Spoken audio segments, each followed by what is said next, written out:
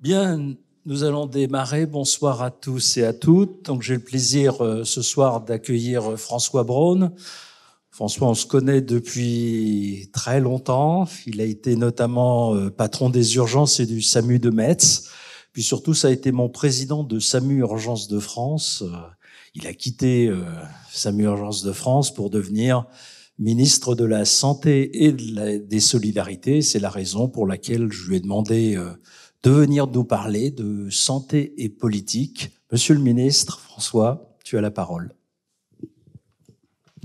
Merci, bonsoir à tous. Merci Bruno de m'avoir invité à vous faire part de ma petite expérience ministérielle.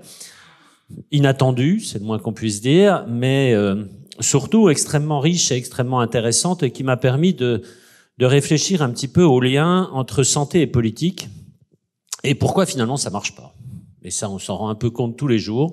C'est très compliqué de faire intégrer la politique aux professionnels de santé et la santé aux professionnels de la politique. C'est pour ça qu'on va essayer de jouer un peu un petit jeu et de voir si on se prenait l'un pour l'autre. En tout cas, comment les politiques voient les médecins, comment les médecins voient les politiques, et in fine, comment on peut arriver à dialoguer pour mettre en place cette politique de santé. Alors, la politique de santé, c'est un sujet qui est assez intéressant. Je pense que personne dans cette salle ne sait que nous fêtons cette année les 100 ans du ministère de la Santé. En tout cas, les 100 ans continus du ministère de la Santé. Ça peut sembler absurde, mais jusqu'à l'épidémie de grippe espagnole de 18, on s'était jamais préoccupé d'avoir une politique de santé. Il n'y avait pas de ministère de la Santé en tant que tel, et la politique était surtout basée sur l'hygiène. Alors en 1920, un premier ministère est né de cette crise sanitaire. Déjà, en 22, il disparaît. Et il revient en 1924, et quelque part vivote depuis une centaine d'années. Vous le savez tous, c'est un ministère qui est pas souvent un ministère plein, on le voit en ce moment, qui peut être ministère délégué, qui est parfois un secrétariat d'État. En tout cas, c'est un ministère qui a beaucoup de mal à exister, paradoxalement, alors que, on le reverra, ça reste un enjeu majeur pour l'ensemble de nos concitoyens. Alors, il a d'autant plus de mal à exister que je vous livre un petit secret. Dans le ministère de la Santé, à postes égaux, direction de service, etc., et ça va même jusqu'aux chauffeurs, c'est le ministère où les gens sont les moins bien payés. Alors, j'ai pu découvrir que les jeunes sortant de l'ENA, on arrive à les motiver pour venir au ministère de la Santé parce qu'ils ont envie de faire quelque chose dans la santé et le social. Au bout de 6 mois, ils s'en vont parce qu'ils disent « vous êtes gentils ». Déjà, on n'est pas nombreux. Et puis, mon copain qui est à Bercy ou qui est à l'intérieur, il est mieux payé que moi, il travaille moins, donc ils s'en vont. Donc, ça marque un petit peu cet état de ce ministère, alors mal aimé, mal considéré, je ne sais pas comment il faut le dire, mais en tout cas, qui n'est pas, et ça on le sait tous, un ministère régalien, comme on le dit d'autres grands ministères. Alors, la naissance de la sécurité sociale, 45, bien sûr, c'est quelque part une reconnaissance de la santé dans la politique un petit peu globale. Et puis les ordonnances de Bré de 58. Bon, je vous fais part de toutes les étapes, mais les étapes les plus importantes, la création des CHU, navire amiral de notre formation médicale, navire amiral des soins, et puis création quelque part de ce corps hospitalo-universitaire et hospitalier, reconnaissance de l'hôpital qui jusqu'à présent était plutôt des médecins à un niveau assez local. Et on crée, à partir de 58, vraiment une médecine qui marche sur ses deux jambes, une jambe libérale et une jambe hospitalière. Alors la santé, c'est la première préoccupation de nos concitoyens, quelles que soient les époques. Alors là, je vous ai mis des petits sondages que vous avez tous vus, ça c'était avant les élections, où on voyait déjà que la santé était un enjeu majeur pour nos concitoyens.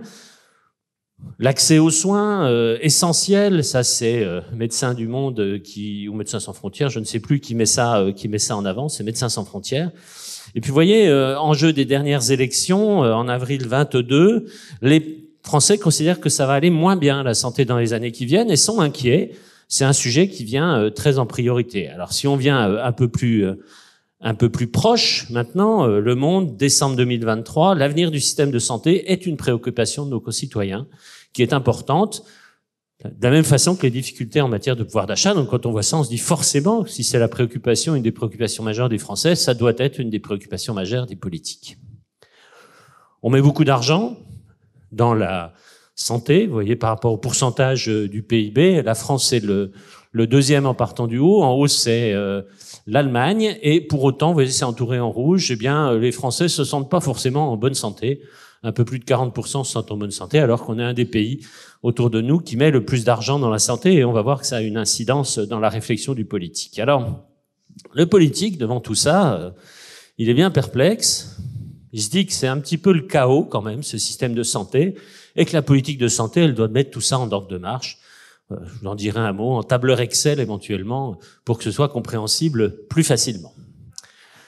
Alors le monde de la santé, vu par le politique, c'est un monde sauvage, peuplé de tribus qui sont jamais d'accord entre elles. On a une multitude de représentations de la santé. Je vous garantis que quand on est ministre, on se dit, mais avec qui je vais parler? Est-ce que je discute avec les ordres? Est-ce que je discute avec les syndicats? Est-ce que je discute avec les représentations professionnelles? Est-ce que je discute avec les conférences? Et encore, si tout le monde était d'accord, mais non, ils sont pas d'accord entre eux. Et chacun émet des avis en voulant persuader tout le monde de suivre ses avis. Ça, quand vous êtes politique, c'est incompréhensible. C'est en tout cas ce que j'ai pu découvrir. Et puis, il y a quand même un sentiment, ils n'arrivent pas à suivre les directives du sacro-saint ministère de la Santé. Et de la prévention d'ailleurs, Bruno, hein, pas de la solidarité, attention. Donc, en plus, ils écoutent pas ce qu'on leur dit, alors que le ministère, c'est le chef et tout le monde devrait écouter. Ils parlent une langue que personne ne comprend, sauf eux. Alors, ça, c'est un petit clin d'œil aussi à la langue énarque, hein. Je vous garantis que faut apprendre aussi, c'est pas très très simple. Donc, chacun de son côté a une langue un petit peu particulière. Ça fait très cliché tout ça, mais c'est vraiment le sentiment qu'a le politique sur le monde de la santé. En plus, 1 + 1 ne fait jamais 2 avec eux. Ça fait peut-être 2, peut-être 2,5. Il faut savoir. Je reviendrai sur la culture du doute des scientifiques qui est totalement hermétique pour les politiques. Ces fameux tableaux Excel, on m'a assez vite demandé de transformer en tableau Excel à remplir tous les mois la politique de santé. J'ai dit non. Ce n'est pas possible, si ce n'est de mettre des listings qui ne servent à rien, le nombre de patients qu'a un médecin traitant, qui n'a pas de médecin traitant, ça va pas aller très très loin. Alors, petit exemple, c'est le monde d'hier. Vous voyez, c'est plutôt récent. Pour vous montrer un petit peu, c'est Elisabeth Borne, hein, donc c'est pas n'importe qui en termes politiques. La façon dont le politique voit le monde de la santé, on met plein d'argent, personne n'est content et ça marche moins bien.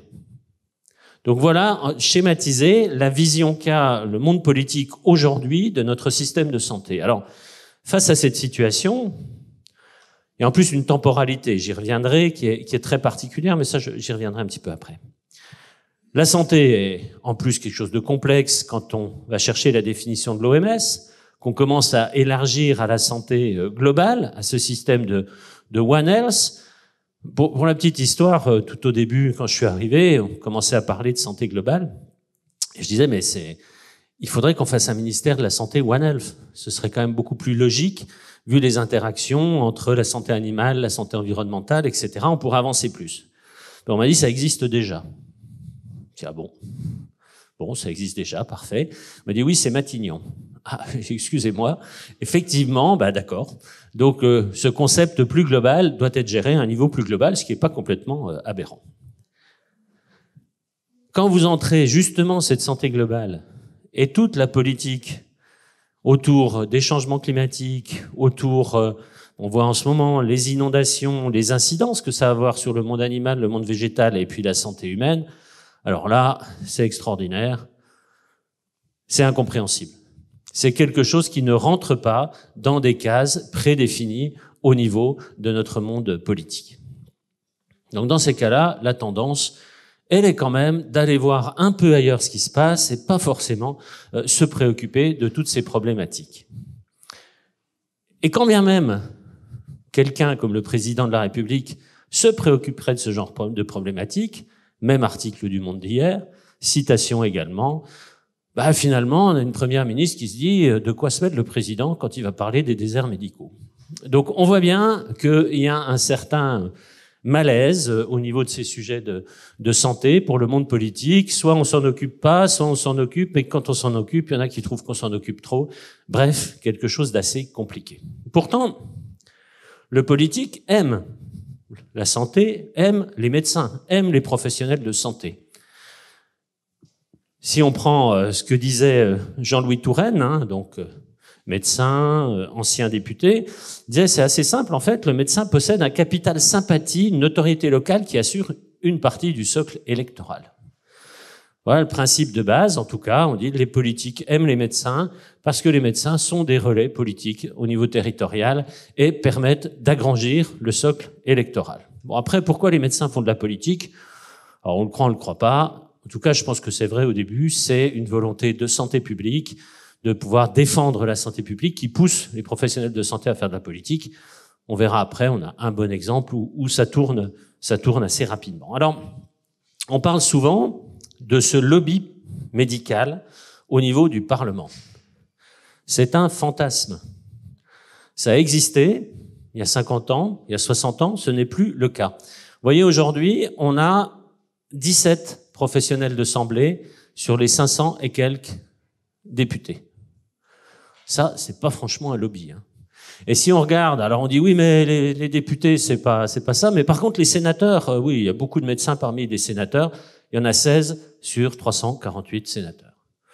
Donc, cette espèce de lobby politique des médecins au niveau du Parlement reste, en tout cas dans les faits, dans les professionnels qui sont sur place, plutôt un fantasme. Pourtant, qu'est-ce qu'on écrit sur le pouvoir médical et l'influence du pouvoir médical sur le monde politique? On écrit énormément, mais ça marche pas. Ça reste là aussi, alors quelque chose qui est utilisé par les médecins, qui utilisent ce soi-disant pouvoir pour influencer les politiques. Mais bien entendu, je vous ai mis cette citation bien connue des plus jeunes, j'imagine. Quand on a un grand pouvoir, on a des grandes responsabilités. Alors, justement, ces professionnels de santé qui font de la politique, ces ministres, ont-ils des grandes responsabilités? Assument-ils d'une façon globale, et je me mets dedans, bien entendu, ces grandes responsabilités? Je me suis amusé à regarder depuis François Mitterrand. Je sais, ça remonte un peu, mais enfin bon, c'est mes premiers émois en politique, on va dire. Je suis amusé à regarder tous les ministres de la Santé et ceux qui étaient professionnels de santé. Alors, quand la photo est grande, c'est que c'était un ministre en plein. Quand il y a une petite photo, c'est que c'était un ministre délégué ou un secrétaire d'État à la santé dans un ministère plus grand. Donc, vous voyez, avec les points verts, ce sont les ministres de la Santé qui étaient professionnels de santé. Bon, c'est pas mal, sous Mitterrand. Si on regarde Chirac, c'est pas mal aussi. On voit qu'il y en a qui reviennent de temps en temps. Donc, ça laisse des espoirs à tous ceux qui sont passés ministres en disant « je vais peut-être revenir ». Non, c'est pas forcément un espoir. Nicolas Sarkozy, plus fidèle. J'ai mis un point jaune pour notre amie Roselyne Bachelot, qui est pharmacien, elle. Mais sinon, Nora Béra, elle était médecin. Donc, pendant Nicolas Sarkozy, que des professionnels de santé. Et puis, avec François Hollande, eh bien, une fidélité, ne riez pas, une fidélité sans faille, puisque une seule ministre, pendant l'ensemble du quinquennat.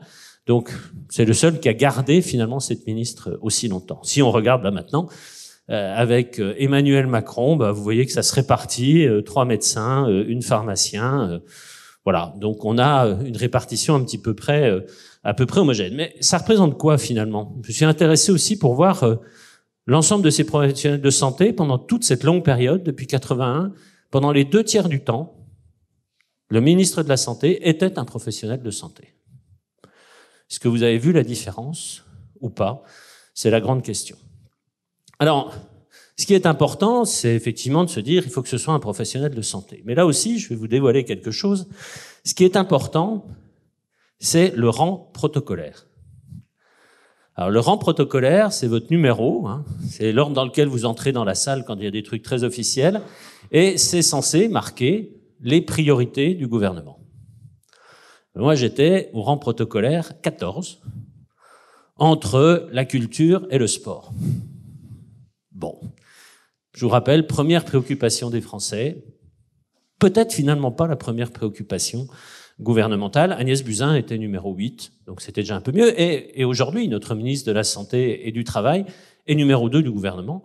Donc, ce qui montre quand même une remontée importante dans l'aide protocolaire et théoriquement dans les priorités du gouvernement. Alors, essayons maintenant de creuser un petit peu. Je vous ai fait un tableau un peu général. Comment le politique voit le médecin.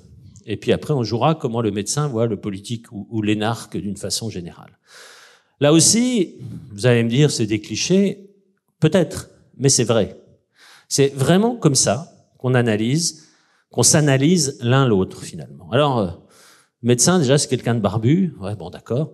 Mais il y a médecin et médecin. Le médecin est quelqu'un d'assez pénible pour le politique parce que souvent, il va se réfugier derrière un truc qui s'appelle le serment d'Hippocrate et il m'enquiquine. Chaque fois qu'on veut prendre des décisions, il se réfugie derrière. Alors après, il y a plusieurs types de médecins dans l'œil du politique. Il y a celui qui cherche le fric, il y a celui qui se prend pour Dieu, et puis il y a le médecin expiatoire, le saint. Il y en a de moins en moins qui se dévouent totalement. C'est très très cliché, mais c'est vraiment comme ça qu'on classe les différents professionnels de santé qu'on rencontre.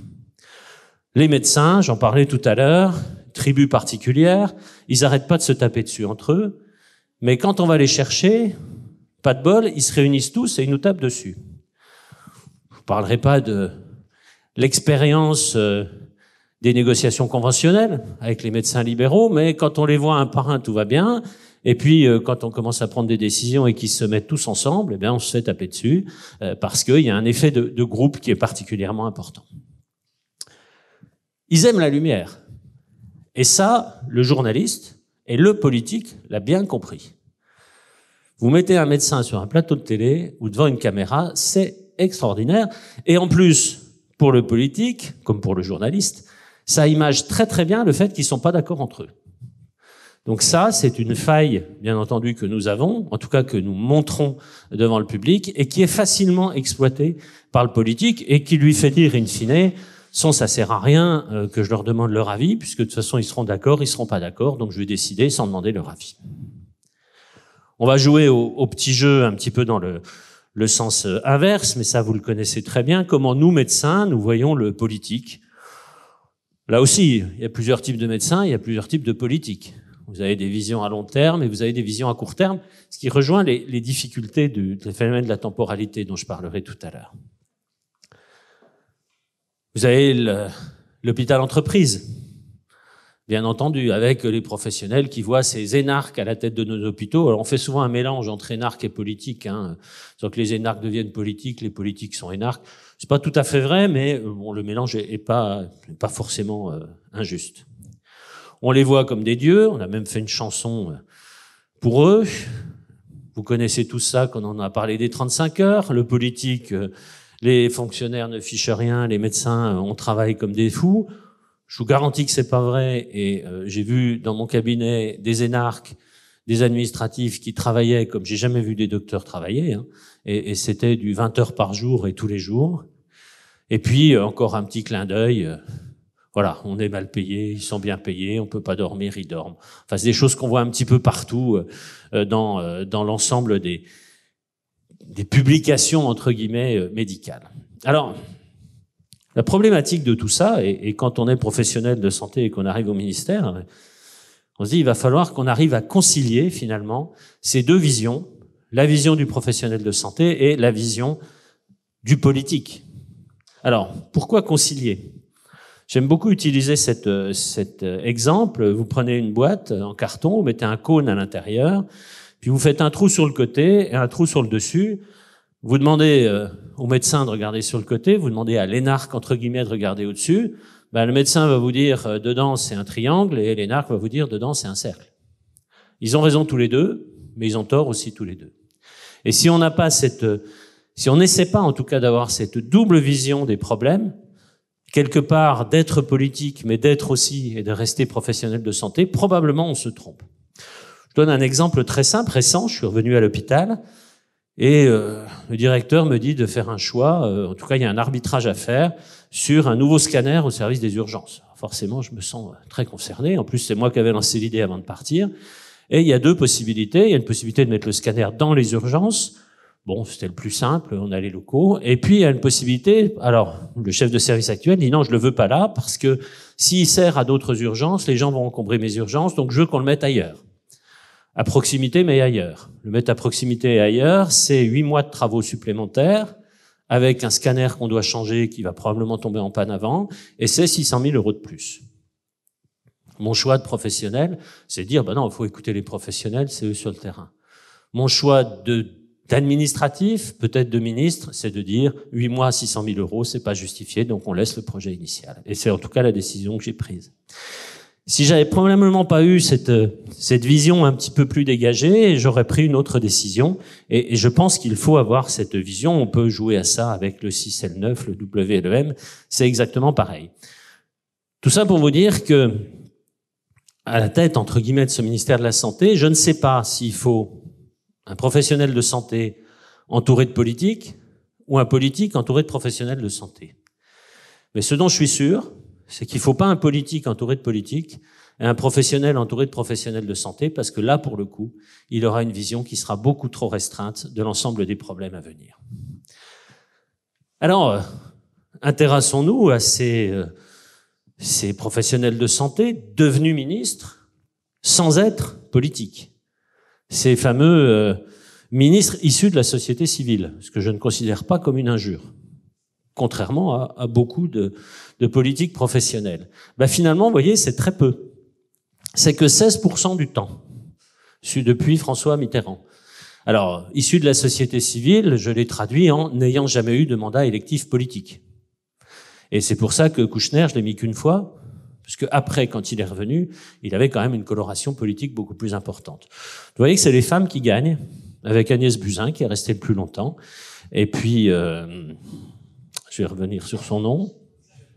Michel Barzac, voilà, qui est resté longtemps aussi. Bon, merci à Léon Schwarzenberg d'être resté que quelques jours, parce que ça fait diminuer la moyenne, et du coup, ça me met dans la moyenne avec Kouchner. Mais enfin, vous voyez, c'est relativement peu sur l'ensemble de cette période, et avec des durées, je vous ai mis la durée moyenne, vous voyez, en pointillé, en jaune, c'est les durées de ces ministres issus de la société civile, c'est un peu comme le reste, quoi, hein. En dessus de la moyenne, en dessous de la moyenne. Sur la durée de vie en tant que ministre, il n'y a pas de grosse différence. Alors, faut-il un ministre technicien ou un politicien? Ça, j'ai lu ça après. J'avais pas vu, parce qu'on vous protège beaucoup quand vous êtes ministre, que je me faisais étriller par Libération assez régulièrement.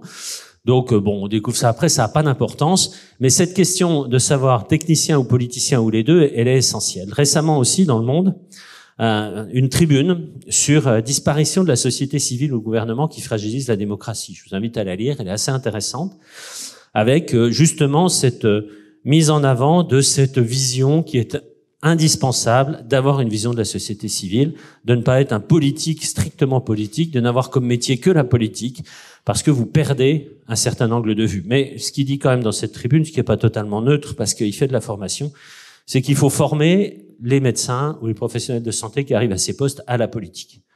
Ce qui est probablement vrai. Le monde politique est un monde particulier avec ses codes. Quand vous arrivez comme un éléphant au milieu d'un magasin de porcelaine là-dedans, on peut et on fait forcément des erreurs.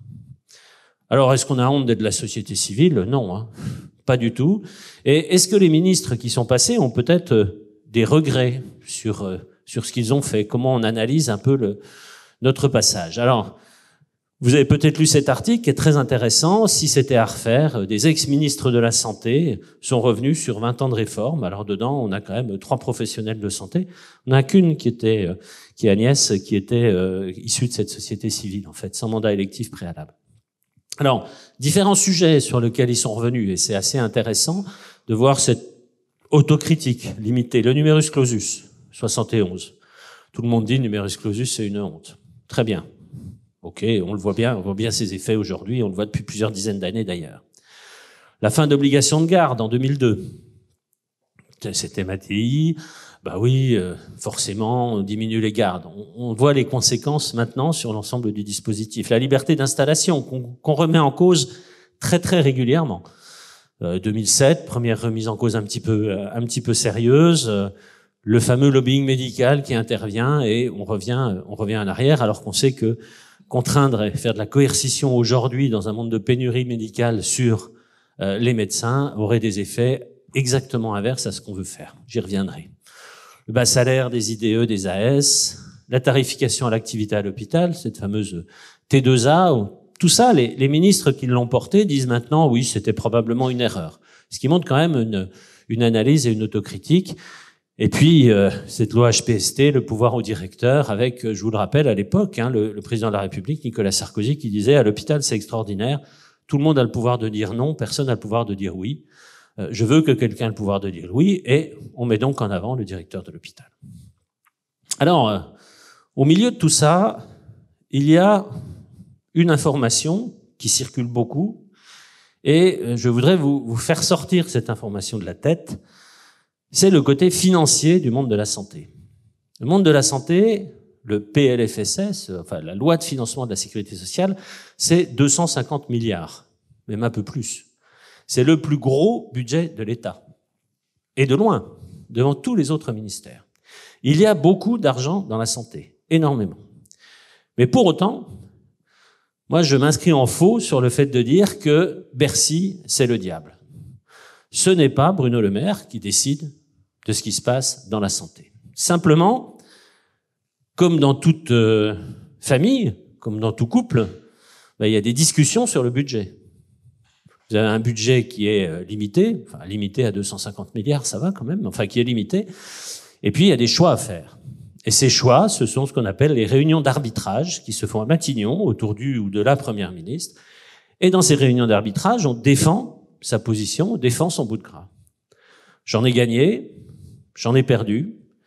Mais quand je perdais une réunion d'arbitrage financier, je n'ai jamais considéré que c'était la faute de Bercy.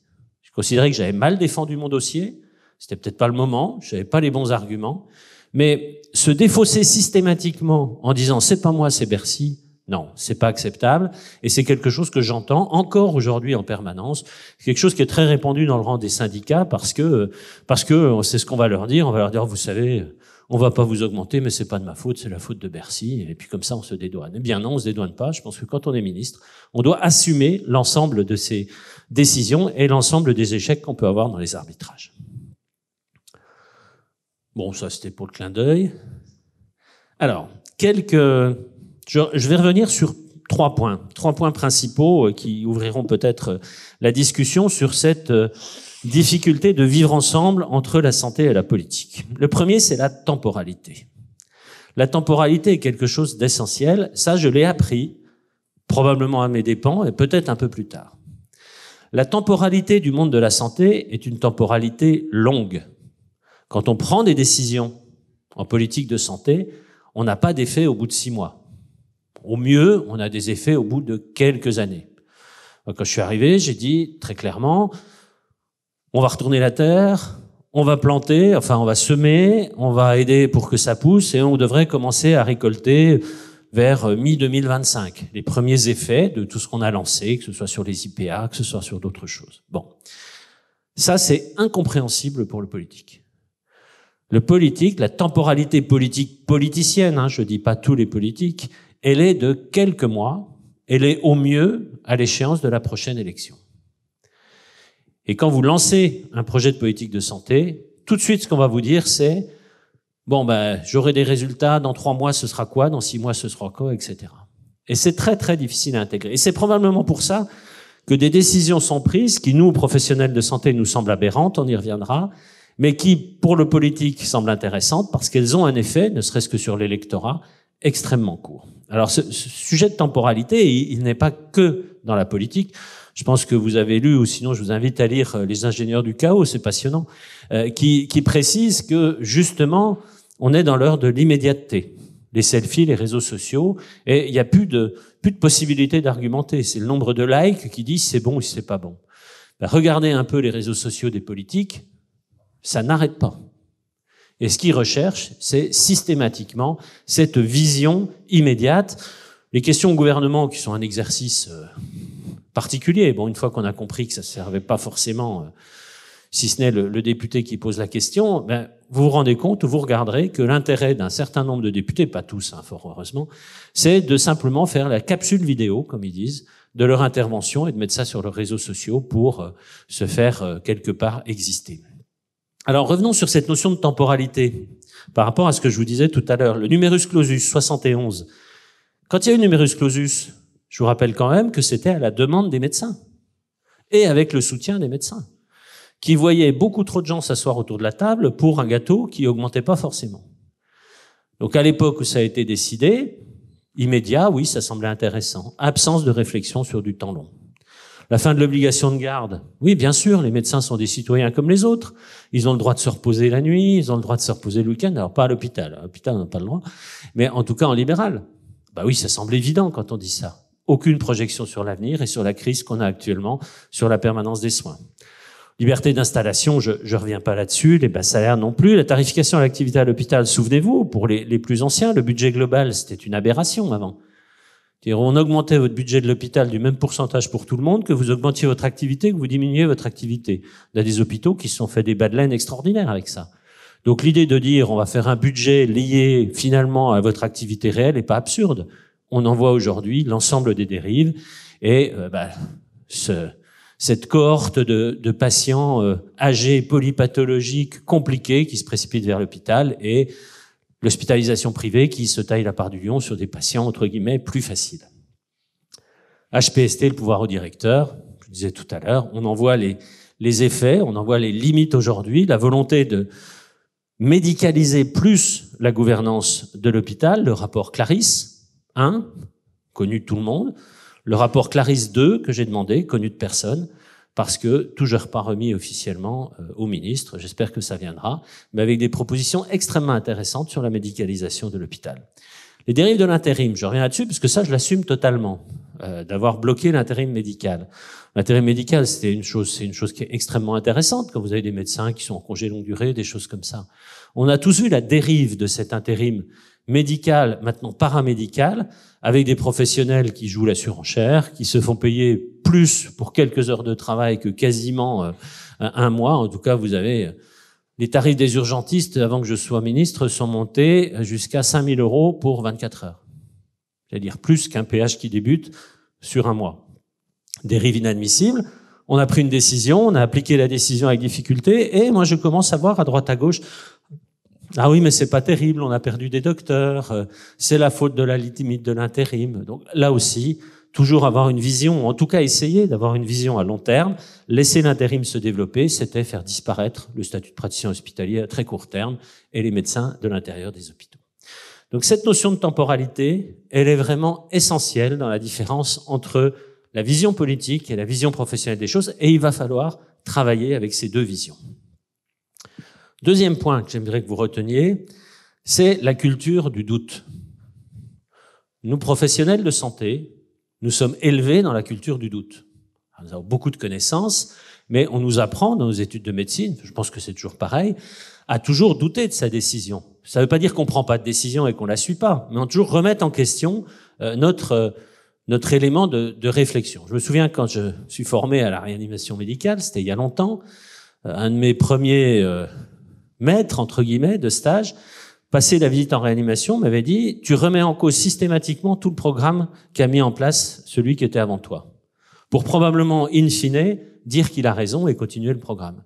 Mais tu dois avoir ça dans ton élément de réflexion en permanence. » On a été fait comme ça, on a été formé comme ça, on peut pas s'en détacher. Le politique, comme le sportif, n'a pas de doute. Trouver des tas de citations en disant « Si tu doutes de la victoire, tu perds ». Donc comme l'un comme l'autre ont comme objectif la victoire, ils ne peuvent pas avoir de doute. Alors, ça veut dire quoi? Ça veut dire qu'on a le droit, bien sûr, d'avoir des doutes. De toute façon, on est formé pour ça et c'est très bien. Mais évitons de mettre en avant nos doutes devant les politiques. Quand vous avez une discussion en disant « bah oui, alors sur ce sujet, il faudrait peut-être faire comme ça ou peut-être faire comme ça. Je sais pas encore, il faut que je voie. » Vous vous décrédibilisez face à un politique immédiatement.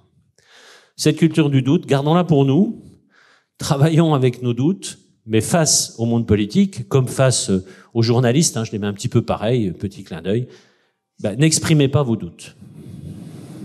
Alors, a-t-on des raisons d'être optimiste? Finalement, c'est ça qu'il faudrait voir. Moi, je suis un éternel optimiste, donc j'ai des raisons d'être optimiste et je vais essayer de les partager avec vous. Est-ce que nous sommes en crise dans notre système de santé. Est-ce qu'il faut sortir les barricades? Est-ce qu'il faut monter à l'assaut de la République en disant notre système de santé, c'est catastrophique, il faut tout révolutionner, refaisons 89, reconstruisons l'ensemble du dispositif? Ou sommes-nous face à une mutation de notre système de santé? Ce qui n'est pas du tout la même chose. Parce que si on fait le mauvais diagnostic, forcément le traitement ne sera pas adapté. Face à une crise, qu'est-ce qu'on fait? On prend des décisions ponctuelles. On fait des chèques. Et tout ce qui se passe, quels que soient les sujets, et j'en prends ma part également avec la fameuse mission Flash, on fait des choses très ponctuelles. Ça marche, on est content. Politique, on est content puisqu'on a calmé le jeu. Pour autant, ça règle pas le problème. Et tout le monde le dit. Et quand on parle d'une crise qui est quelque chose qui survient de façon brutale et de façon inopinée, est-ce que la dégradation de notre système de santé survient de façon brutale et inopinée? Non. C'est pas la faute du Covid. La dégradation, elle est ancienne. Ça fait longtemps que les professionnels de santé, les patients alertent sur cette dégradation. Donc on n'est pas dans la définition d'une crise. On est beaucoup plus dans une mutation de notre système de santé. Et d'ailleurs, ça explique pourquoi tous les systèmes de santé du monde et d'Europe sont confrontés à des difficultés.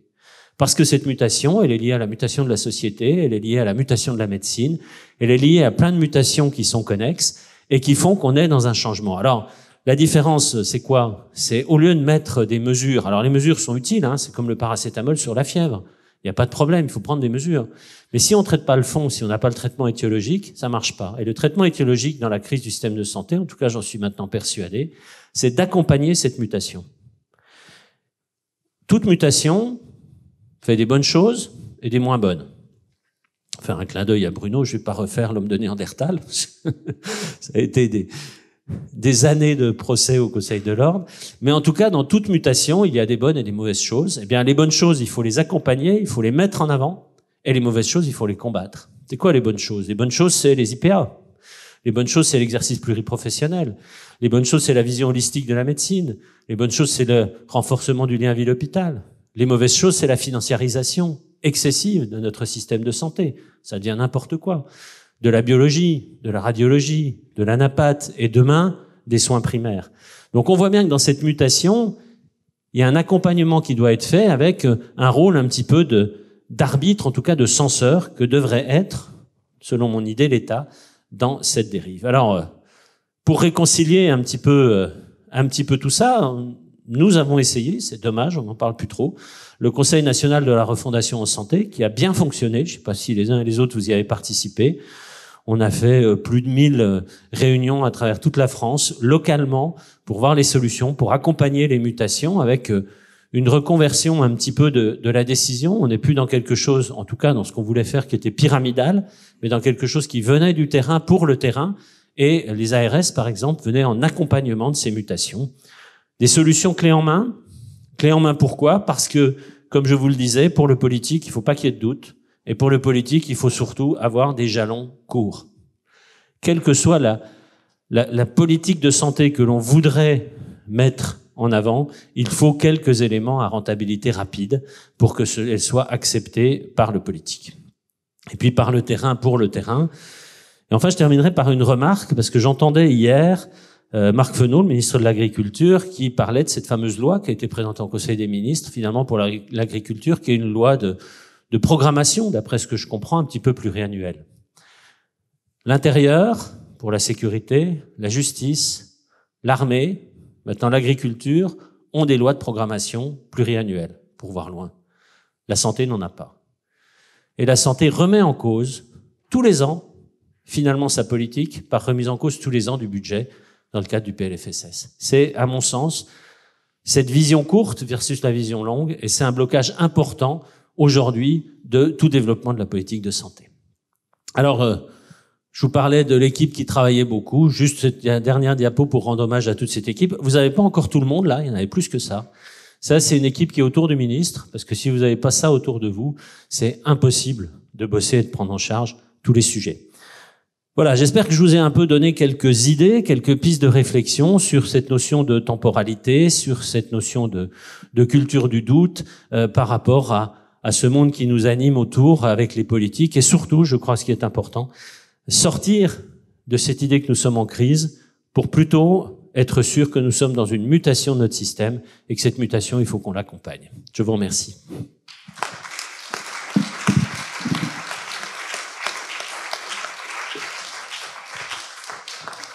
Timing parfait. Merci François. J'aurais pour commencer deux questions. La première, c'est quand une décision est prise, la transmission au niveau de l'ensemble du ministère. Je me souviens d'un dîner où on était plusieurs doyens, présidents d'université, présidents de CME, avec Agnès Buzyn, où je l'avais un petit peu bousculé sur les infirmiers de pratique avancée en disant « Madame la ministre, c'est super, mais vous n'avez pas fait suffisamment sur les IPA, suffisamment des thématiques nécessaires. » Et elle m'avait retourné « Mais monsieur Rioux, vous vous rendez pas compte de la difficulté que j'ai eue à imposer cette décision sur toutes les strates du ministère. » Ta réflexion sur une fois qu'une décision est prise, comment faire en sorte qu'elle puisse s'appliquer, qu'il n'y ait pas la résistance. Même si pour le sujet, il y avait de la résistance aussi sur les médecins. Alors, il y a deux niveaux de résistance. Il y a la résistance qu'on peut qualifier d'administrative, qui au ministère de la Santé est malheureusement liée au fait qu'on manque de personnel dans ce ministère. Au cours de ces dernières années, on a perdu 1000 personnels au ministère de la Santé en réduction d'effectifs. Et puis qu'il y a un champ qui est tellement vaste que les priorités se succèdent et qu'il faut savoir faire le tri dans les priorités. Mais il y a aussi beaucoup de sujets où l'opposition vient des professionnels eux-mêmes. C'est un peu l'image que je montrais avec la multitude entre l'ordre, les syndicats, les machins, et puis la pauvre directrice de la DGOS, elle en prend de tous les côtés, donc forcément, on part à droite, on prend un coup sur la tête, à gauche, on prend un coup sur la tête, devant aussi, après, on a plutôt intérêt à rester immobile. Tout le monde n'est pas Napoléon sur le pont d'Arcole pour y aller charger devant les troupes. Où c'est moins vrai, c'est que... Alors c'est un peu dur ce que je dis, mais quand on veut, on peut, entre guillemets. C'est-à-dire que si vraiment on se mobilise en tant que ministre pour faire avancer les choses, moi j'ai qu'un exemple, c'est l'exemple de l'intérim. Quand on a donné la date butoir, on arrête l'intérim. Tous les soirs, je voyais tous les directeurs d'ARS en visio. Tous les soirs, on faisait un bilan de la situation région par région. Dès qu'il y avait un problème, on le réglait. C'est-à-dire qu'en gros, il faut tenir des rênes très courtes vis-à-vis de son administration quand on veut que les sujets avancent. Si on n'est pas en rêne courte, ça avance moins, mais pas parce qu'ils veulent pas forcément avancer. C'est parce qu'il y a aussi tellement de choses qui leur tombent dessus. Et puis, on parle des directions du ministère. Bon, ça va, c'est le ministère, mais les ARS, ils ont d'autres ministères sur le dos aussi. Là aussi, c'est très compliqué dans la position que doit prendre la santé. En tout cas, il faut les tenir. Et puis, ces directeurs d'administration, moi, je les voyais tous les lundis matins, pendant 1 heure, où on faisait le point sur l'ensemble des sujets. Deuxième question. Tu nous as beaucoup parlé de temporalité, j'achète volontiers. Les ministres bougent parfois assez rapidement. Là aussi, on a vu le diagramme. Et leurs conseillers, et leur cabinet. Or, j'ai l'impression que la transmission des informations clés, alors certes, il y a toute l'infrastructure, la technostructure du ministère qui reste, mais que la transmission des informations entre ministres, entre conseillers, entre directeurs de cabinet est relativement limitée et qu'il peut y avoir de la perte à ce moment-là. Comment tu analyses les choses sur cette partie-là qui est peut-être un obstacle sur cette temporalité longue? Si toute l'équipe change, oui, il y a de la perte, bien évidemment. Pour la petite histoire, pour vous dire comment ça se passe quand vous apprenez que vous n'êtes pas renouvelé, entre guillemets, ou en tout cas qu'on se sépare de vous. Bon, moi je considère que pour le ministre, c'est pas un drame, loin de là. En tout cas, moi j'ai considéré comme ça. Parce que quand on accepte le boulot, on sait que ça va être temporaire et qu'on peut partir d'un moment à l'autre, que ce soit parce qu'on a mal fait quelque chose, que ce soit pour une raison X ou Y, peu importe. C'est extrêmement violent pour l'équipe, pour le cabinet du ministre, parce que eux, dans l'heure qui suit, il y a des énormes poubelles sur roulettes qui arrivent dans les placards, enfin dans les couloirs, et on leur dit de vider tous leurs documents. Alors, on peut sauvegarder quelques trucs qu'on a sur son ordinateur parce que les ordinateurs sont effacés immédiatement. Donc, c'est vrai que ça facilite pas la transmission d'informations. Après, comme tu l'as très bien dit, il y a cette technostructure, il y a les directions, les grandes directions, qui font qu'il y a une continuité, en tout cas, des actions. J'ai pu le constater avec Aurélien Rousseau, qui est venu après moi, où il y a un certain nombre de sujets qui ont continué à rouler et qui ont continué à avancer. Bon, à peu près, le fait est que quand ça séquence à un rythme aussi élevé, forcément, on s'interroge sur la continuité. Mais oui, je dirais que si on arrivait à avoir cette loi de programmation de santé, entre guillemets, c'est-à-dire avoir une vision. Alors, on a un programme national de santé, on a plein de trucs, hein, mais c'est pas la loi qui dirait sur les 5 ans, voilà où on va. Ben après, si ça tourne, c'est pas trop grave. Après, souvent les ministres gardent les conseillers qu'il y avait avant. En ce qui me concerne, j'ai gardé des conseillers de Brigitte Bourguignon qui étaient des gens qui étaient déjà au niveau du pôle social à Matignon, donc il y avait une vraie continuité. Aurélien Rousseau a gardé de mes conseillers sur un certain nombre de sujets. Donc on essaie d'assurer cette continuité. Sinon, la transmission entre ministres, ça dure 10 minutes. Hein. On prend un café, 2-3 sujets importants, et puis voilà, c'est réglé. Bon, après, on est toujours à disposition de nos collègues. Moi, j'ai rencontré tous les ministres précédents, jusqu'à Roselyne Bachelot, pour voilà, voir un petit peu comment on était. Serge Usan, la temporalité est importante. J'en suis une espèce de carbone 14 puisque j'ai commencé mes études dans cet amphithéâtre il y a 58 ans. Il n'y avait pas de numerus clausus. Oui, c'est avant 71 donc. Donc, oui, c'était même avant 68. Puis il y a eu 68. Alors là, tout a été réussi, dont le numerus clausus de 71, qui a été considéré comme l'aboutissement d'une réflexion fortement poussée par les médecins qui étaient inquiets. Et puis, je me souviens, puisque j'ai travaillé à son cabinet, de Juppé disant « moins il y aura de médecins, moins il y aura de dépenses de santé, c'est une corrélation simple, et ça, dans un tableau Excel, ça se voit tout de suite. » Eh bien, on l'a pas vu, parce que en général, c'est l'inverse qui se produit. Donc, on a mis ensuite un numerus clausus. La temporalité est essentielle. Un numerus clausus, c'est 15 ans ou 20 ans. La programmation, c'est très important. Il y a même eu une commission de loi de santé publique régulière qui devait passer tous les 5 ans. Il y a eu des membres nommés, j'en ai fait partie quand j'étais chez Xavier Bertrand, il n'y avait pas de problème. Mais ça n'a jamais eu lieu. Mais entre temporalité et programmation, je crois qu'il y a un mot que vous avez évoqué et qui est celui de stratification.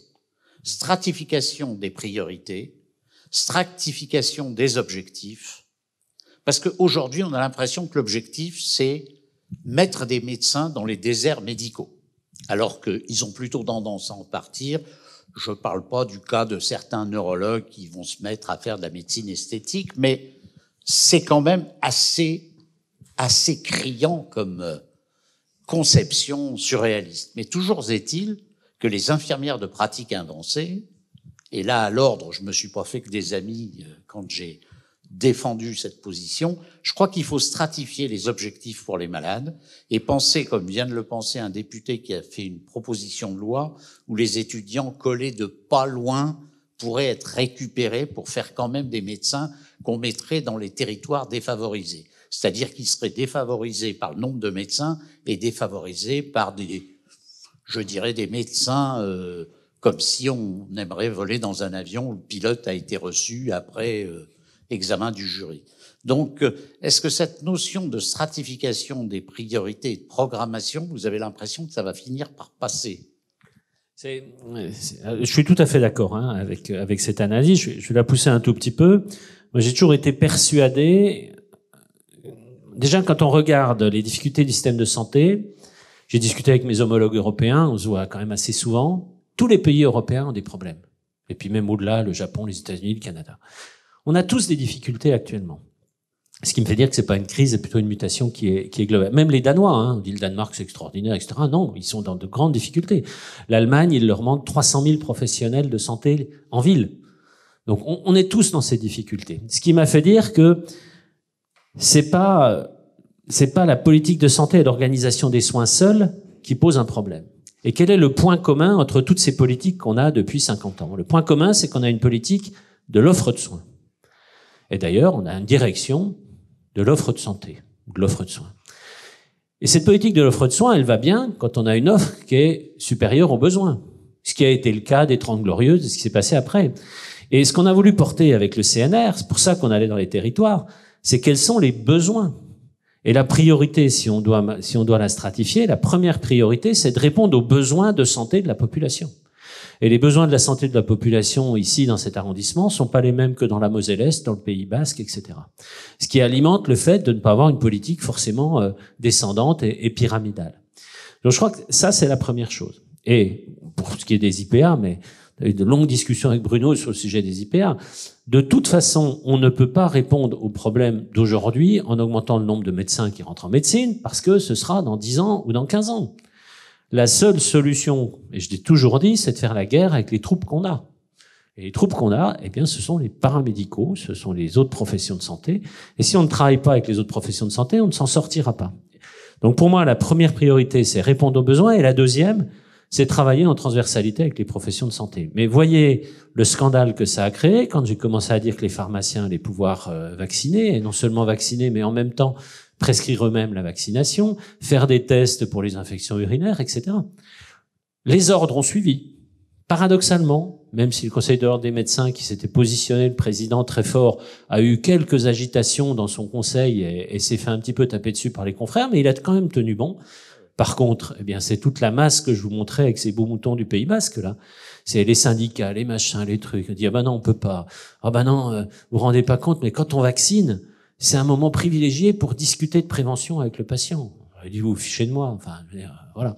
Donc, c'est probablement ça. Première priorité, analyse des besoins du territoire. Deuxième priorité, mettre en place en face une réponse aux besoins de santé du territoire. Et qui n'est pas la même dans le sud, dans l'est, dans le nord. Pour moi, c'est ça la stratification. Bertrand Guidet, vous n'avez pas du tout abordé les politiques locaux, les maires, les députés, le conseil de surveillance, etc. Comment vous voyez cette relation médecin-élu local? Ça peut être un frein à des changements ou au contraire, ça peut être très aidant? Alors, les deux, mon capitaine, je dirais. Quand je parlais politique, c'est politique un petit peu au sens large. Après, dans le politique, il y a de tout. Il y a le politique qui a une vision sur le long terme, et c'est ça pour moi l'homme politique. Et il y a le politicien qui a une vision sur les prochaines échéances. J'ai discuté avec des députés, ils m'ont dit oui, effectivement c'est le cas. L'idéal c'est d'avoir les deux. Bon, c'est pas toujours simple. Les élus locaux, on les a associés totalement dans les discussions du CNR. C'était la première fois qu'autour de la table, on avait des élus, des patients, des professionnels de santé ensemble. Et ils l'ont tous dit. Ce qui a permis d'échanger et les uns se rendant compte des contraintes des autres. Moi, j'ai fait beaucoup de déplacements. Je fais en moyenne 2 déplacements par semaine sur le terrain. Aller voir les maires, effectivement, des communes, discuter avec eux. Et quand ils comprennent les difficultés, ça va mieux. Il y a quelque chose qui est emblématique dans cette discussion avec les élus. Parce que c'est toujours quelque chose qui est irritant, c'est les maternités. Quand on a tout, vous avez peut-être lu le rapport de Yves Ville sur les maternités, moins de 1000 accouchements on ferme, etc. Toucher à une maternité sur un territoire, c'est immédiatement irritant pour les élus. Alors moi j'étais voir les élus en leur disant, qu'est-ce qui vous irrite là-dedans? Oui, les usines à bébés, c'est une honte, puis la femme elle va accoucher dans l'ambulance, et puis machin. Écoutez, calmons-nous un petit peu. C'est pas ça le sujet. Déjà, elle peut accoucher dans l'ambulance. J'en ai fait, comme beaucoup d'urgentistes. Et puis, l'accouchement, c'est pas comme ça d'une seconde à l'autre. Il y a un petit peu de temps de préparation, donc on a le temps d'aller vers une maternité si on s'organise bien. Oui, mais vous allez fermer ma maternité, c'est des emplois, c'est la seule chose qui reste dans mon territoire. Eh bien non, je vous propose qu'on la ferme pas. La femme va être suivie chez vous avec des consultations avancées. On garde la maternité. Vous avez des sages-femmes qui restent là. Quelques heures avant l'accouchement, on la transfère avec une sage-femme au plateau technique de sécurité parce qu'on va sécuriser l'acte d'accouchement. C'est important parce que si la femme meurt et le bébé, c'est vous, monsieur le maire, qu'elle a assumé que vous aviez des intérimaires, des machins, des gens qui connaissent pas le boulot. Ah bon, d'accord. Puis 12 heures après, elle revient. Moi, j'ai vu quelque chose à Mayotte. Alors, vous allez me dire, c'est Mayotte. Mayotte, je visite la maternité, plus grosse maternité de France, plus grosse maternité d'Europe, en volume d'accouchement. Et le gynéco me dit, bon, voilà, top, ça se passe bien. Les femmes quittent la maternité à H+3. Et J+3. Il dit, ah non, H+3. Bon. Il dit, H+3, elles sont transférées vers des maisons de santé qui sont à proximité de leur village. Elles restent là un jour ou deux. Mais de toute façon, H+3, on n'a plus de problème. En rentrant, j'ai interpellé des grands professeurs parisiens de gynécologie. Ils m'ont dit, oh, il n'y a aucun problème. Bon, j'ai dit, écoute, on va peut-être dire H+12 chez nous, parce que on commence à dire qu'on fait comme à Mayotte, on va avoir des problèmes. Mais ils m'ont dit, 12 heures après l'accouchement, il n'y a pas de problème pour la mère, ni pour l'enfant, on sait ce qui va se passer. Donc l'idée, c'était ça. Et quand vous expliquez ça aux mères, ils commencent à dire, bon, peut-être. Et puis, pour la petite histoire, pour l'anecdote, il y a un troisième point qui est essentiel pour les élus locaux. c'est les naissances sur leur commune. Si j'ai plus de maternité, j'ai plus de naissance. Si j'ai plus de naissance, ma commune n'est plus vivante, même si les gamins reviennent après. Mais le registre des naissances. Là, j'ai discuté avec des sénateurs, une sénatrice qui est en train de faire un rapport sur la périnatalité. J'ai dit, moi, je voulais pousser le fait que la femme puisse choisir le lieu de naissance, soit la maternité où elle a accouché, soit son domicile. Et quand vous dites ça aux élus, ils disent, ah ouais, bon, ben là, on est peut-être d'accord pour avancer. Tout ça pour vous dire que se mettre autour de la table, cette vision un petit peu globale, je vous ai montré par 2 axes, elle est même pluriaxiale. Elle est aussi avec les élus locaux, avec les élus de territoire. C'est pour ça que moi, je défends l'analyse des besoins du territoire, la réponse, la réflexion avec les élus du territoire, et on avance comme ça, pas les uns sans les autres. Dernier petit exemple, je suis intarissable là-dessus, je vois Bruno qui tourne en rond. Les maisons de santé dans les villages. J'ai vu des villages où le maire me fait visiter une maison de santé. Il me dit, c'est dramatique. Regardez la belle maison de santé que j'ai faite. J'ai pas de médecin dans ma maison de santé. Enfin, je sais pas quoi faire.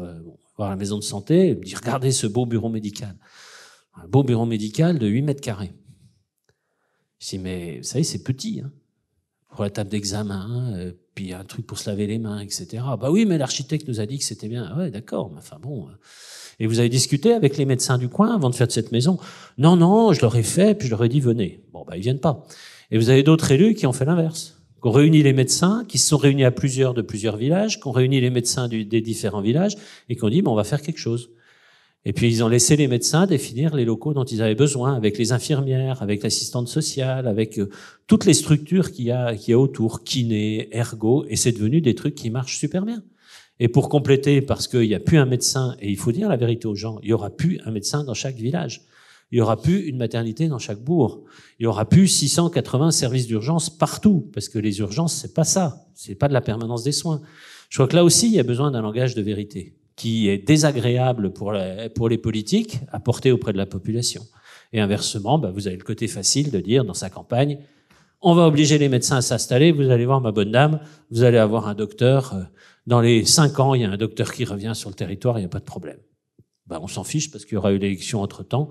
Les gens se seront dit, c'est bon, notre ministre, il a fait le boulot, ou alors notre député, il a fait le boulot, ils vont le réélire, et 5 ans après, il n'y aura toujours pas de médecin. Donc c'est ça un petit peu la différence qu'il faut intégrer. Bonjour. J'ai juste une question en tant que futur professionnel de santé. D'un point de vue déontologique, comment on fait pour être ministre de la Santé en tant que professionnel de santé dans un gouvernement qui a une idéologie qui va concrètement à l'encontre de la santé, avec une libéralisation des systèmes de santé et des systèmes publics en général? Comment, d'un point de vue déontologique, on se positionne en tant que professionnel de santé dans ce contexte-là? Alors, moi, j'ai aucun état d'âme avec un gouvernement qui, au contraire, a bloqué les centres de santé ophtalmo, a bloqué les centres de santé dentaires, qui luttent actuellement contre la financiarisation de la médecine. Le fait de dire que ce gouvernement, comme d'autres, probablement, est très pro-libéralisation de la santé, c'est pas vrai. Je l'ai dit dès le départ, la santé, elle doit marcher sur ses 2 jambes, une jambe libérale, une jambe hospitalière. Je pense que les messages, alors, je suis pas encarté, j'ai aucune carte d'aucun parti politique. Je suis un adepte, mais depuis bien longtemps, du en même temps, parce que je pense que en même temps, et que la politique de santé pour moi n'a pas d'image politique, c'est toujours ce que je disais aux différents députés des différents camps, et j'ai eu des discussions passionnantes avec des députés communistes, des sénateurs socialistes, des LR également. La santé pour moi n'a pas de couleur politique, dès lors qu'on se base sur la réponse aux besoins de santé de la population. Donc je me suis toujours attaché à ça, et ça m'a pas posé de problème existentiel.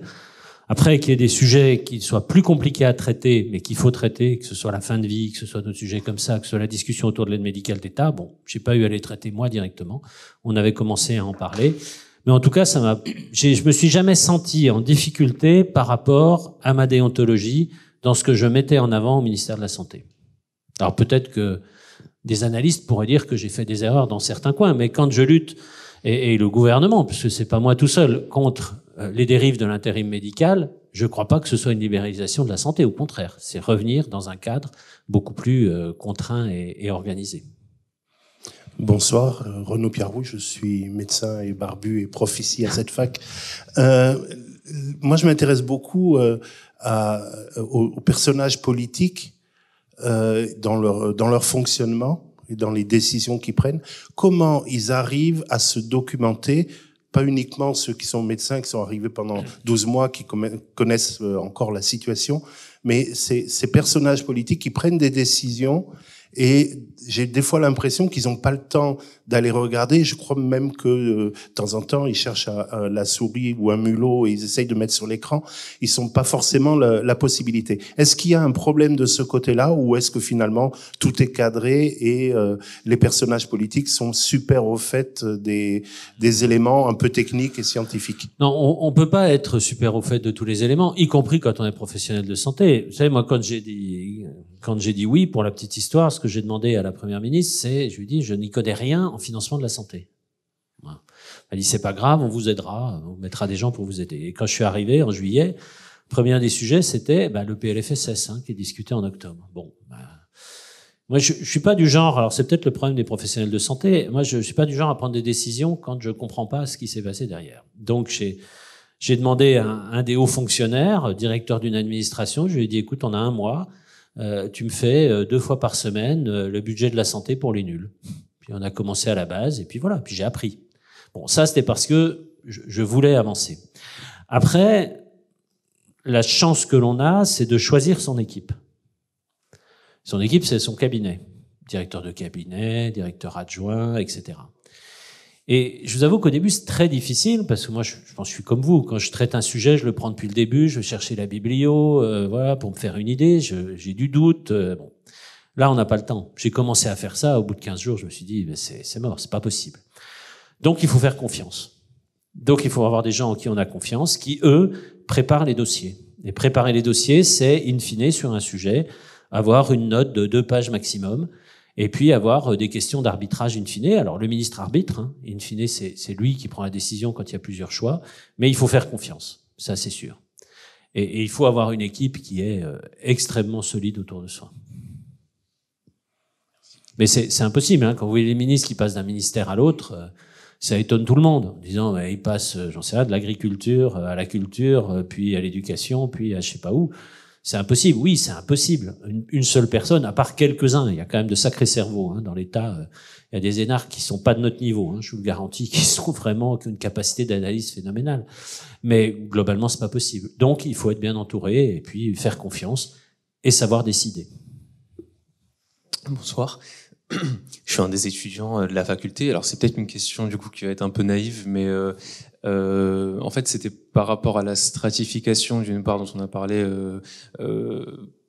pour avoir des médecins et une équipe soignante qui soient répartis partout sur le territoire ou qui répondent à l'ensemble des besoins. J'ai entendu récemment des inquiétudes en fait de certains professionnels de santé au fait que aller devenir médecin qui veut et le fait qu'on ait des infirmières en pratique avancée ou le fait qu'on ait même en anesthésie par exemple des infirmières anesthésistes. Est-ce que ces personnes ne vont pas prendre la place des médecins? C'est une inquiétude, je ne sais pas, que j'ai déjà entendue chez certaines personnes.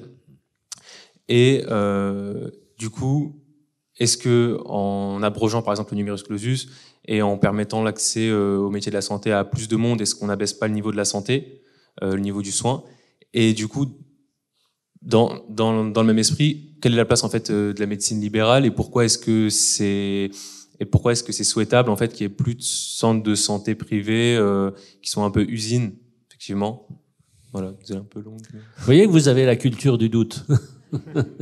Mais c'est des questions qu'on se pose forcément quand on est dans cette situation-là. Je crois que le côté l'infirmière va prendre le boulot du médecin, faut arrêter quoi. Enfin, je veux dire, il faudrait peut-être d'abord que les médecins fassent du travail de médecin et arrêtent peut-être de faire plein de tâches qui sont pas les leurs. Et je parle même pas des tâches administratives. C'est aberrant tout ce qu'on demande d'administratif à l'hôpital comme en médecine de ville. Ça, on a commencé à les réduire, mais là aussi, c'est difficile. C'est voilà. Enfin bon. Après, non, il y a besoin de travailler ensemble. Mais quand on discute avec les professionnels en tête à tête, moi je les connais, les syndicats depuis longtemps, à peu près tous, ils sont d'accord. Ils sont d'accord. Simplement, ce qui arrive derrière, si vous parliez des libéraux, c'est on veut pas perdre de notre pouvoir d'achat. Bah, c'est normal. Enfin, moi, je trouve ça normal. Quelqu'un dit, moi, je veux pas perdre de mon pouvoir d'achat après les études que j'ai faites. Bon, très bien. Pour autant, c'est pas pour ça qu'il doit refuser de travailler avec des IPA, avec des infirmières, avec des pharmaciens, avec des kinés. Il peut pas tout faire, le médecin. C'est pas le médecin qui se prend pour Dieu, comme je vous parlais tout à l'heure. Il faut revenir dans une certaine réalité de terrain. Après, comment répondre aux besoins? Je crois que c'est vraiment ça essentiel. Alors, est-ce que répondre aux besoins, c'est de mettre des trucs privés? Pourquoi pas? C'est de mettre du public? Pourquoi pas? Un bel exemple à Marseille, par exemple. On parle souvent de Marseille et de ses quartiers nord. Dans les quartiers nord de Marseille, il y a une maison de santé. Aucun professionnel de santé vous laisse s'installer dans les quartiers nord, hein, en tout cas à cet endroit-là. Maison de santé, la PHM, l'hôpital universitaire, on dit, nous, on prend ça. Nous, on le met en place. Ils ont mis en place une maison de santé avec des médecins, des infirmières, kinés, payés par la PHM, membres de la PHM, qui viennent faire des consultations. Ça marche super bien. Ça marche à tel point que maintenant, les professeurs de la PHM disent, moi, je vais aller faire des consultations aussi avancées là-bas parce que c'est intéressant, parce que c'est une autre population, c'est des pathologies intéressantes. Donc, ça peut être le public qui prend ça en main. Ça peut être le privé qui prend ça en main. Moi, ça me pose pas de problème. Ce qui me pose problème, c'est cette dérive financière de ces structures. Je sais pas si vous avez vu un complément d'enquête, je crois, sur la biologie médicale. C'est aberrant. En fait, ce qui se passe, c'est assez classique, hein. Des professionnels de santé, ça s'est passé pour la NAPAD, c'est en train de se passer pour la radio, c'est en train de se passer pour les maisons médicales. Les professionnels se mettent ensemble, parce qu'ils disent ensemble on travaillera mieux, ce sera plus facile, on va mutualiser. Très bien, ça marche. Ceux qui ont commencé à faire ça dans la biologie, ils le disent bien, ils ont maintenant 60 ans, 65 ans. Ils ont des investisseurs qui arrivent. Pourquoi les investisseurs arrivent? Parce que la santé, c'est hyper rentable. C'est garanti par la Sécu. Il n'y avait pas de perte, hein. Vous avez des taux de rentabilité sur la biologie qui étaient de plus de 20%. 30% disent certains. Donc des investisseurs arrivent. Les professionnels de santé disent non, nous c'est notre outil, on veut pas. Quand l'investisseur arrive avec un chèque de 3 millions, vous avez 65 ans et vous dit je vous rachète votre part à 3 ou à 4 millions, forcément les gens peuvent se laisser faire. Et vous avez dans ces structures des gens, alors quelles qu'elles soient, je vous donne l'exemple de la biologie parce que je l'ai pas mal travaillé et puis j'ai eu un conflit fort avec les biologistes, si vous vous souvenez, ils se sont mis en grève, etc. Je leur ai piqué 250 millions. J'aurais mieux fait de leur en piquer plus à ceux-là. Enfin bref, ça tourne, c'est bien. Il y a eu le Covid, ils ont gagné beaucoup d'argent, ils continuent à gagner. Et puis quand les revenus diminuent un petit peu, qu'est-ce qu'ils font? C'est des réductions de personnel. On commence à envoyer les gens à droite à gauche, dans telle maison de prélèvement le matin, dans telle autre l'après-midi à 50 km, on les pressurise. Les gens craquent, ils s'en vont, réduction de personnel, réaugmentation des bénéfices, et puis on se dépêche de revendre à un autre groupe, parce qu'on se dit comme ça, on a fait notre... Voilà. C'est ça, c'est sur ça qu'il faut lutter. Quand je dis les mutations qui sont bonnes, il y en a, et les mutations qui sont mauvaises, c'est celle-là. C'est un véritable cancer de notre système de santé si on le laisse se développer. Une remarque sur les infirmiers de pratique avancée. Je connais pas un seul médecin hospitalier, j'ai peu de contact avec le libéral, qui utilise actuellement des infirmiers de pratique avancée qui seraient prêts à revenir en arrière. Hein. Aucun. Donc c'est un marqueur fort. Hein. Et encore une fois, sur la complexité de la médecine, entre infirmiers Bac+3 et médecins Bac+10 et plus, il nous faut un échelon intermédiaire. Après, c'est effectivement, est-ce que le médecin, il fait que des actes ou que des consultations ou que des actions qui nécessitent un médecin Bac+10? La réponse est non. Et on retombe sur les discussions. Il faut revaloriser l'acte intellectuel. C'est l'éternel problème, même entre médecins. Vous voyez les discussions, là j'ai vu qu'ils ont claqué la porte des négociations conventionnelles ce matin, ça s'est pas passé, avec une guerre entre spécialistes et généralistes quelque part, en tout cas les syndicats. D'un côté vous avez ceux qui font de l'acte, hein, qui sont rémunérés à l'acte, et d'autres ceux qui sont rémunérés à la réflexion intellectuelle. Donc forcément, quand vous êtes médecin, vous avez tendance à faire de l'acte maintenant quand vous êtes généraliste, parce que sinon votre rémunération est plus suffisante. Donc c'est tout ça qu'il faut changer. Et c'est pour ça qu'il faut avoir une vision beaucoup plus globale et holistique du système. Et l'autre réflexion qu'on peut avoir, c'est infirmier de pratique avancée, c'est un formidable espoir d'évolution de sa carrière pour les infirmiers. Or aujourd'hui, la durée de vie professionnelle des infirmiers qu'on a formés en 3 ans, c'est entre 5 et 7 ans. C'est une aberration totale. Et on n'arrive pas à, aujourd'hui, la plaie la plus importante de notre système de santé hospitalier, et aussi en libéral, c'est l'absence d'infirmiers. Les IPA permettent d'avoir une progression de carrière, en dehors de je vais faire infirmier anesthésiste, tout le monde n'a pas forcément envie, infirmier de bloc opératoire ou devenir cadre, c'est du management, ça n'intéresse pas forcément tous les infirmiers et infirmières qui veulent rester dans le soin. Donc il y a aussi cette perspective de réamorcer l'ensemble de la boucle sur je vais faire infirmier, je peux peut-être évoluer vers une carrière dans le soin intéressante. Et c'est une solution rentable à 2 ans, qui a la durée de formation des IPA, donc c'est quand même très positif. Merci François pour cette présentation. Une question, enfin 2 questions. J'ai 2 questions. La première, tu as parlé du hiatus qu'il y avait entre l'offre de soins et le besoin de soins. Ma question, c'est qu'est-ce que tu penses du positionnement des médecins, enfin du rôle des médecins dans les choix? Est-ce qu'ils sont pas assez sollicités? Est-ce qu'ils ne savent pas parler d'une seule voix? Ou est-ce que ils n'ont pas le courage de certaines décisions? Je parle par exemple de choix de traitement ou de ne pas choisir. On veut tout le temps tout. Donc, quel est le rôle du médecin dans ces choix? Je pense un peu des trois, malheureusement un peu des trois. Ce qui est sûr, c'est que, mais c'est pas que le monde médical. Hein. Si on élargit le monde global de notre société, la représentation syndicale, elle interpelle. C'est pas l'Allemagne, hein, même s'ils ont des difficultés maintenant. La représentation syndicale est-elle vraiment représentative des gens sur le terrain? Quand on voit les votes aux élections professionnelles au niveau médical, on s'interroge quand même. Et on se rend compte, mais comme dans tout, que les réseaux sociaux et l'effet réseaux sociaux avec le lancement de Médecins pour demain, qui a fait capoter les négociations conventionnelles, hein, pour être clair, en réclamant le C à 50 €, ça s'est structuré autour d'un réseau social et absolument pas autour d'une représentation syndicale. Donc, je pense qu'il ne faut pas discuter qu'avec les syndicats. L'intérêt des CNR, je vends ma sauce, hein, CNR, c'est que sur le terrain, on n'avait pas de représentant syndical. C'était vraiment les professionnels de terrain. Après, c'est très compliqué d'imposer enfin, il faut arrêter d'imposer des solutions du haut vers le bas, des solutions verticales.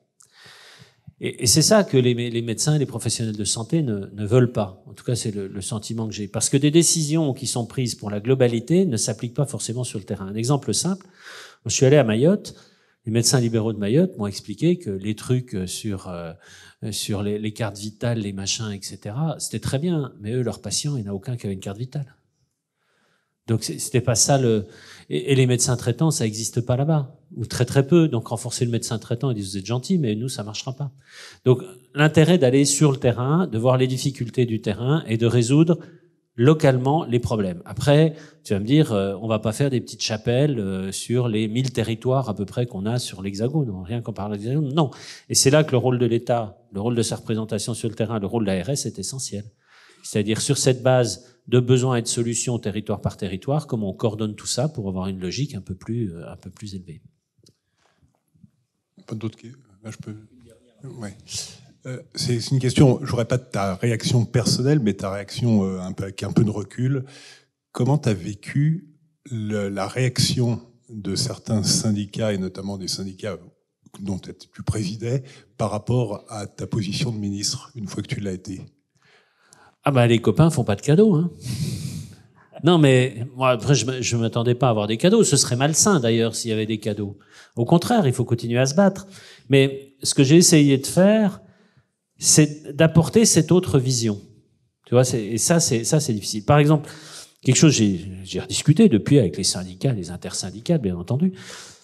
Je leur ai dit mais arrêtez, moi ce qui m'horripilait, mais vraiment, c'était les réunions avec des représentations des syndicats qui venaient me dire « Ouais, mais ça va pas, mais ça va pas, mais ça va pas. » Alors, je dis « Ok, mais vous proposez quoi ?» Eh ben, vous proposez quoi? Je dis « Non, attends, on va changer un petit peu le rôle des choses. C'est-à-dire, venez avec des propositions, nous on analyse des propositions, on vous dit « Ça marche pas. » Mais ça, c'est très difficile pour les syndicats, je me suis rendu compte. Toutes les discussions qu'il y a autour du statut de praticien hospitalier, par exemple. Bon, et maintenant on discute des types 2, c'est bien, c'est pas bien, j'ai vu tout le monde monter au créneau. Je dis mais la question n'est pas là, c'est ce que je dis à l'intersyndicale. Venez au ministère avec une proposition de réforme du statut de PH. C'est ça moi que je vous demande. Amenez quelque chose. Je vais pas demander à des directions d'administration, à des énarques comme vous dites, d'imaginer un nouveau statut de PH. C'est à vous, PH du terrain, de proposer un statut de PH, puis après on en discute, on avance. Eh ben malheureusement, personne n'est jamais venu avec des propositions. Et ça, c'est un vrai problème aussi. Là aussi, peut-être difficulté de discussion entre ces différents niveaux. Bonjour, moi je m'appelle Edan Malé, donc je suis aussi étudiant hospitalier. J'avais une question. Alors vous avez un peu discuté du rapport entre Bercy et le ministère de la Santé. Moi j'aimerais aussi avoir un avis sur les discussions entre le ministère de l'Éducation supérieure et de la Recherche et le ministère de la Santé, parce que c'est vrai que nous, alors moi je suis élu au conseil de fac, on a souvent des problématiques récurrentes sur le financement de différentes formations en santé. Je parle pas de médecine, je parle maïeutique ici principalement. Et c'est vrai qu'on a l'impression de pas savoir à qui s'adresser. On a l'impression de pas savoir de qui on dépend quand on est en tout cas en conseil et étudiant.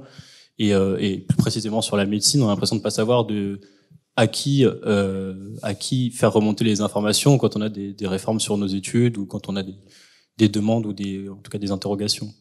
C'est une vraie difficulté, une vraie faiblesse du ministère de la Santé, c'est-à-dire que vous êtes à la tête d'un ministère des professionnels de santé, mais vous n'avez pas la main entièrement sur la formation de ces professionnels. Alors pas tous. Les infirmiers, on a plutôt la main, quoique il y a les régions et les départements, donc c'est compliqué, je ne vous parle même pas du médico-social. Et par contre, la médecine, on n'a pas la main. Et ça, c'est clair. Ce qui fait que moi, j'avais un conseiller, un éminent professeur parisien, conseiller université, et que Sylvie Retailleau avait un conseiller santé, voilà, qui était une autre professeure d'Amiens il y a encore peu de temps, mais c'était pas avec Sylvie Retailleau. C'est vrai que c'est une difficulté. Alors, c'est pas une difficulté dans la pratique parce que on se voyait régulièrement, on s'entend très bien, et puis on pouvait échanger sur un certain nombre de sujets. Mais c'est vrai que on n'a pas la main à la santé sur les études de santé, en particulier les études médicales. Dernière question. Bonsoir, je m'appelle Salomé, je suis interne en gynécologie obstétrique et cette année, je fais un master de recherche en santé publique. J'ai découvert, commencé à apprendre comment était organisé notre système de santé et comment il était financé. Vous avez vous-même dit qu'en arrivant au ministère, c'était pas clair pour vous. Donc je me demandais si améliorer la connaissance des professionnels de santé sur l'organisation du système de soins aiderait pas à améliorer l'acceptabilité des mesures politiques. Je voulais vous demander aussi, vous avez précisé que les professionnels de santé au ministère devaient être formés en politique. Comment est-ce qu'un professionnel de santé se forme en politique? Comment est-ce que vous avez fait? Et une dernière question, plus clinique. On sait qu'un des grands leviers qu'on a maintenant pour améliorer la santé de la population, ce serait d'améliorer l'éducation à la santé. Il y a eu un rapport du professeur Chauvin en 2021. Est-ce qu'il y a des suites? Est-ce que c'est un sujet auquel on s'attelle ou pas? Effectivement, des questions très... C'était facile, les questions au Parlement. Oui. Alors, je vais vous faire... Je peux vous la faire façon Parlement, hein, parce que ça aussi, ça s'apprend. C'est-à-dire qu'au Parlement, on commence toujours par la conclusion. Alors, oui, il faut former les professionnels de santé au financement du système, bien entendu, et la prévention est quelque chose qui nous préoccupe tous les jours et que nous mettons en avant. Bon. Voilà. Et puis après seulement, vous avez le droit d'expliquer. Là aussi, c'est une gymnastique à avoir, hein, parce que nous, on est formés à faire recherche étiologique, machin, puis la conclusion à la fin, ce qu'on fait dans tout compte rendu. Là, il faut faire l'inverse. Alors, former au financement du système de santé. Moi, je suis un petit peu inquiet quand j'entends tout ce à quoi il faut former les médecins. Je ne sais pas si vous avez vu hier, il y a eu un débat et un film extraordinaire sur l'autisme, et après on disait il faut mieux former les médecins à l'autisme. Oui, bon, d'accord. Et puis vous avez, il faut mieux former les médecins à la fin de vie. Et puis il faut mieux former les médecins à ci, à ça, à ça. Bon, ça va être 20 ans d'études demain. Donc c'est peut-être un petit peu compliqué. Probablement rendre les choses plus visibles.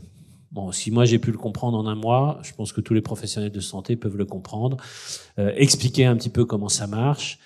Arrêter d'avoir cette logique. Là aussi, quand je rencontrais les représentants, c'était mais combien il y a sur la table? Combien vous mettez d'argent? Je dis le problème n'est pas là. Qu'est-ce que vous proposez pour répondre à ce besoin? Et puis ensuite, on discutera de l'argent et on verra ce qu'on met.